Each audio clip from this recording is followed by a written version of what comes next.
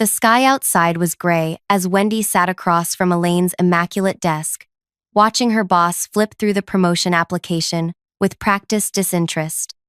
5 years of sacrificed weekends, missed family dinners, and endless overtime hours condensed into a 20-page portfolio that Elaine barely glanced at before setting it aside.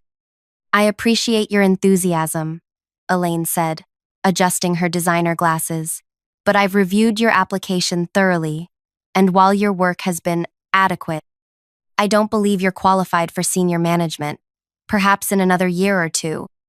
Adequate. The word dropped between them like a stone. "I maintained the department's highest client satisfaction ratings. I personally saved the Lawford account when everyone else had written it off. I haven't taken a full weekend off in 3 years." But I only smiled and nodded, the practiced expression I'd perfected in corporate America. "I understand. Thank you for the feedback.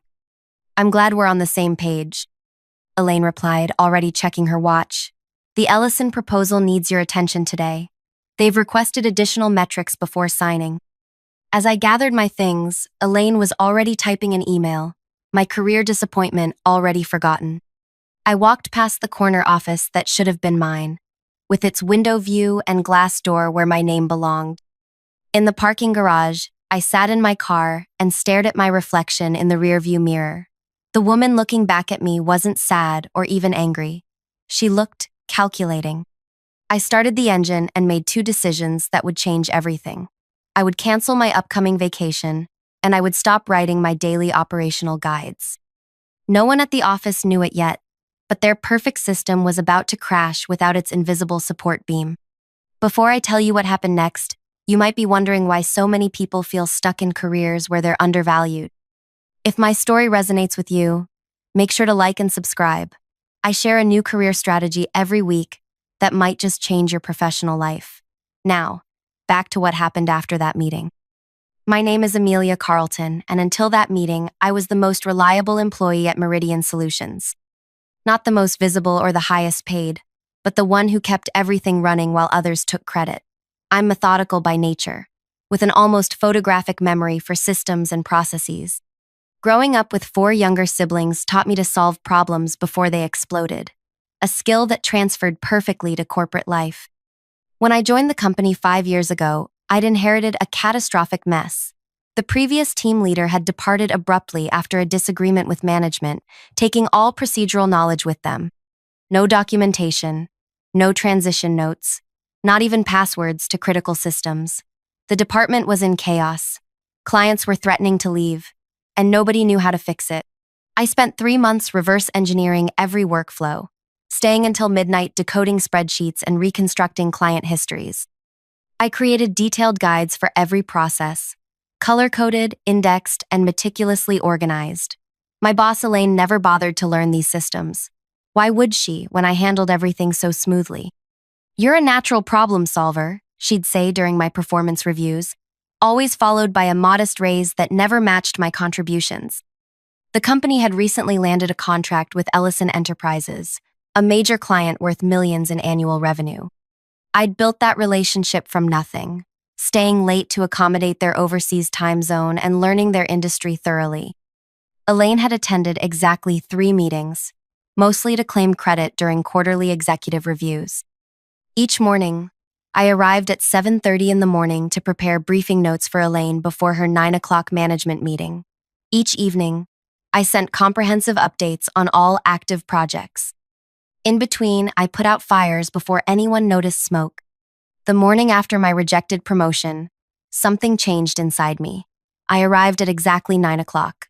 Not 7:30, not 8:45, exactly 9. I drafted no briefing notes. I answered emails directly addressed to me and ignored the rest. When a crisis erupted with a supplier, I directed it to the appropriate department instead of solving it myself as usual. By lunch, 3 people had stopped by my desk with confused expressions. "Amelia, did you see the thread about the Lawford scheduling conflict?" asked Peter from accounts. "Yes," I replied, continuing to type. He waited for more, shifting awkwardly when nothing came. "So, can you fix it like you usually do?" I looked up from my screen. That's actually under procurement scope. I forwarded it to Diane. His eyebrows rose slightly. But you always handle these things. I've been advised to focus more on my assigned responsibilities, I said with a small smile. I'm trying to demonstrate that I understand my proper place in the organization. By 5 p.m., I packed up my belongings and left. No extra hours, no taking work home. On my drive, I canceled the cabin reservation for my upcoming vacation, the first real break I'd planned in 3 years. Instead, I would be present for the system's inevitable collapse. That evening, my phone buzzed with work notifications. I silenced it and spent time with my daughter Elena, baking chocolate chip cookies, something I hadn't done in months. As we laughed over misshapen cookie dough, I felt a weight lifting from my shoulders. Mom, why are you home early? Elena asked, licking batter from a spoon. I paused, considering how to explain corporate politics to a 10-year-old. I decided my time was valuable, honey, and I wanted to spend more of it with you. She beamed. Can we do this tomorrow too? Absolutely, I promised, ignoring the phone vibrating insistently on the counter. By the next morning, cracks were showing at work. The Ellison client had requested urgent changes to their implementation plan, changes only I understood how to make. Elaine attempted to lead the response team but quickly became overwhelmed without my usual detailed briefings. Where are the process notes for the Ellison customizations? She demanded, appearing at my desk at 10:30. They're in the shared drive, I replied pleasantly. Under client implementations. I mentioned it in last month's department meeting. There are hundreds of files there. Which one specifically? I pulled up the folder on my screen. The master document is called Ellison Enterprise Integration, Complete Process Documentation. It's organized by module with tabbed sections. Elaine stared at the 200-page document with barely concealed horror. Can you just handle this directly? The client is waiting. I'd be happy to, I replied, but I have the quarterly compliance review this afternoon. I can get to Ellison first thing tomorrow morning. Her face tightened. This can't wait until tomorrow. I understand. Would you like me to reschedule the compliance review? It's due to the regulators by end of day. She left without answering, her heels clicking aggressively down the hallway. That evening, I turned off all work notifications and took Elena to the park. My personal phone remained silent beside me on the bench as I watched her on the swings, her laughter carrying across the playground. For the first time in years, I was fully present in my personal life. When we returned home, I checked my work phone once. 79 missed calls from various work numbers. Voicemails ranged from confused to desperate to furious. The Ellison team was threatening to pull their contract. 3 systems had developed unexpected issues, all documented in my guides, which nobody had bothered to read. The quarterly compliance report due to regulators was still incomplete. I set the phone down and slept better than I had in years. The next morning, I arrived at precisely 9 o'clock in the morning again. The office atmosphere had transformed overnight. Harried colleagues rushed between meeting rooms. Elaine was visible through her office glass, gesturing frantically on a video call. The regional director's assistant was pacing by the elevator banks. I settled at my desk and methodically organized my tasks for the day. Where have you been? Peter hissed, appearing beside me with wild eyes. Everything's falling apart. Elaine's been trying to reach you since yesterday afternoon. I left at 5 o'clock, I replied calmly. My work hours are 9 o'clock to 5 o'clock, as specified in my contract. But the Ellison crisis, what about it? His mouth opened and closed. They're threatening to walk. Nobody can figure out how to implement the changes they need. I nodded thoughtfully. That process requires special handling. It's all documented in the guide I created last year. Nobody can make sense of your documentation without you explaining it, he almost shouted. Before I could respond, Elaine's assistant appeared. Amelia, emergency meeting in the conference room, now. I gathered a notebook and pen, walking unhurriedly to the conference room where Elaine sat with the regional director, Byron Wallace. Their faces were grim, folders spread across the table. Amelia, Byron said, relief evident in his voice. Thank goodness. We need your help with this Ellison situation immediately. I sat down and placed my notebook on the table. Of course, how can I assist? Elaine's face was tight with controlled fury. Let's cut to the chase. What will it take for you to fix this? The promotion? It's yours. I tilted my head slightly. That's a generous offer, but I've been contacted by a competitor. They've offered me a senior management position with a substantial salary increase. Apparently, they believe I'm qualified. The room went silent. Byron's eyes widened while Elaine's narrowed dangerously. You're leaving? Byron asked. When? I haven't accepted their offer yet, I replied. I was taking time to consider my options. Name your price, Byron said immediately. Whatever they're offering, we'll match it. I smiled politely. It's not just about compensation. It's about recognition, respect, and opportunity. The Ellison client specifically asked for you by name, Elaine interjected. You can't possibly leave now. Interesting, I said. So did 4 others in the past month. I reached into my bag and placed a folder on the table. Here's my 2 weeks' notice. I'll help with the transition as my contract requires. Elaine reached for the folder, but Byron was faster. He opened it, scanned the contents, then closed it decisively. This won't be necessary, he said firmly. Amelia, I'd like to speak with you privately in my office. As I stood to follow him, Elaine remained seated, her knuckles white against the polished table. The company's response to my resignation was about to reveal exactly how much they had undervalued me all along, and what they were willing to do to keep me now that they understood my true worth. I followed Byron to his corner office, aware of the curious glances from colleagues as we passed. His space was minimalist, but impressive. Awards and industry recognitions lined one wall, while floor-to-ceiling windows offered a panoramic view of the city. He gestured for me to sit in the chair across from his desk. I've been watching your contributions for some time, Byron said, folding his hands on his desk, though apparently not closely enough. I remained silent, letting him continue. The situation with Elaine concerns me, he admitted. This is the first I'm hearing about your promotion being denied. Why didn't you come to me directly? Chain of command, I replied simply. Elaine is my supervisor. Going over her head would have been inappropriate. He nodded slowly. Admirable, but perhaps misguided in this case. Tell me honestly, what would it take to keep you here? I considered my words carefully. Recognition of my actual contributions, appropriate compensation, and a position where I can implement the strategies I've developed instead of just executing someone else's vision. Byron studied me for a long moment. I'm creating a new position, Director of Operational Systems, reporting directly to me. Double your current salary, full remote flexibility 3 days a week, and authority over departmental workflow design. The position is yours if you want it. I didn't respond immediately, which seemed to surprise him. Is that not sufficient? He asked. It's very generous, I acknowledged, but I need to be clear about something. I'm not using a competing offer as leverage. There really is another company waiting for my decision. Byron leaned back. What can they offer that we can't match or exceed? A fresh start, I said honestly. No history of being overlooked. No colleagues who see me as support staff rather than leadership. Fair point, he conceded. But consider this. You've built systems here that you understand intimately. You've cultivated client relationships that trust you. Starting over means rebuilding all of that from scratch. He was right, of course. 5 years of institutional knowledge wasn't easily replaced, but neither was the feeling of being consistently undervalued. I'll need some time to consider, I said finally.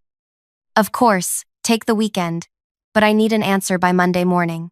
He stood, signaling the end of our meeting. And Amelia? I'd appreciate if you could help stabilize the Ellison situation before you make any final decisions. I nodded. I'll handle Ellison personally today. When I returned to my desk, an email from Byron was already waiting, outlining the new position offer in writing. The salary figure made me blink twice. It was more than double what I currently earned. The job description could have been written specifically for my skill set. I was gathering materials for the Ellison call when Elaine appeared beside my desk, her expression carefully neutral. We need to talk, she said quietly. Not here. Lunch? I have the Ellison call at noon, I replied. After that then, my office at 2. I nodded, already turning my attention to the crisis at hand. The Ellison team was frustrated but relieved when I joined the call. Their demands were reasonable. They needed customizations that would normally take weeks implemented within days. I walked them through a phased approach that would prioritize their most critical needs while building toward their complete vision. "This is exactly why we wanted to work with your company," their director said. "You understand our business needs, not just technical specifications." After the call, I documented the solution in clear steps and sent it to the implementation team with explicit instructions. Normally, I would have handled every aspect myself, but today I delegated appropriately, making myself available for questions, but not taking ownership of the execution. At 2 o'clock, I knocked on Elaine's door. She looked different, smaller somehow, with dark circles under her eyes, suggesting a sleepless night. "Close the door," she said, gesturing to the chair across from her desk. "I understand Byron offered you a new position." "He did," I confirmed. She nodded slowly. "I won't pretend to be happy about it, but I understand why he did it. You're valuable to the company." I waited, sensing there was more. "I owe you an apology," she continued, the words seemingly difficult for her. "I've relied on your competence without appropriately acknowledging it or rewarding it." "May I ask you something?" I said, genuinely curious. "When you said I wasn't qualified for senior management, what specifically did you think I was lacking?" Elaine shifted uncomfortably. "You've always been more technical, the behind-the-scenes problem solver. Senior management requires visibility, presence, political savvy. In other words, I do the work while others take the spotlight." She had the grace to look embarrassed. "That's oversimplifying." "Is it?" I asked. "The Ellison contract who presented the winning strategy to the executive team." "I did, but based on the proposal I developed, the client retention initiative last quarter that saved 4 major accounts, who received the leadership award? That was a team effort. A team I led, coordinated, and created all materials for." I leaned forward slightly. "I'm not lacking qualifications, Elaine. I've simply allowed others to stand on my shoulders while remaining invisible." The silence between us stretched uncomfortably. "Are you taking Byron's offer?" she finally asked. "I haven't decided. If you stay," she said carefully, "things will be different between us." "Yes," I agreed. "They will." The weekend gave me time to think clearly away from office politics.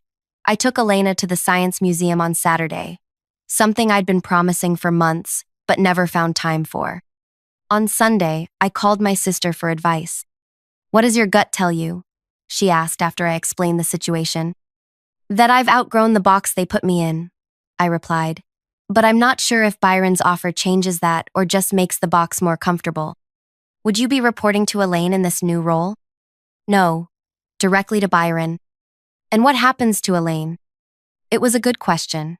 Byron didn't say specifically, but reading between the lines, I think her position is being reconsidered. My sister was quiet for a moment. "So your options are to take a fresh start elsewhere, or accept a promotion that might result in your former boss being demoted?" Put that way, the choice felt different. "I don't want revenge against Elaine," I said slowly. "I just want recognition for my work." "Are you sure about that?" my sister challenged. "Because from what you've told me, part of you would enjoy seeing her face the consequences of underestimating you." Her words hit uncomfortably close to home. Was that what I wanted? To see Elaine humbled? To watch her realize how much she'd depended on me while simultaneously dismissing my contributions? By Monday morning, I had made my decision. I arrived early, 7:30 a.m., my old starting time, and went directly to Byron's office. His assistant wasn't at her desk yet, but his door was open. "You're early," he noted, looking up from his computer. "I wanted to give you my answer before the day gets busy," I explained, taking the seat across from him. "And? I'm accepting your offer with 2 conditions." His eyebrows rose slightly. "I'm listening." "First, I want to build my own team. Full hiring authority for 3 positions that I believe are essential." Byron nodded. "Reasonable?